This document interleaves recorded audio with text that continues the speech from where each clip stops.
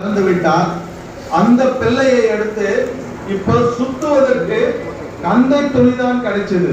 இதை எதை காட்டுகிறது என்றால், இந்த கந்தை துணி பாத்தீங்கன்னா அவருடைய தாழ்மை, அவருடைய ஏழ்மை, தாழ்மையும் ஏழ்மையும் கோலமும் தரித்தவராய்.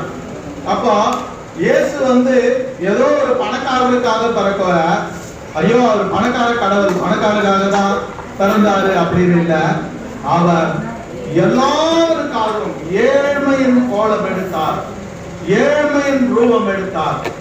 அவர் தன்னை தாழ்த்துகிற தாழ்மையை தடுத்து கொண்டார்.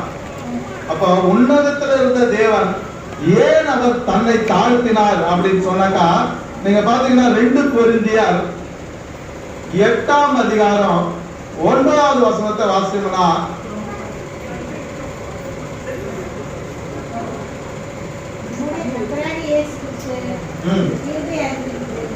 கிருபை அறிந்திருக்கிறீர்கள்,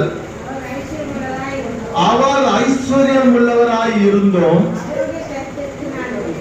அவருடைய தரித்திரத்தினாலே,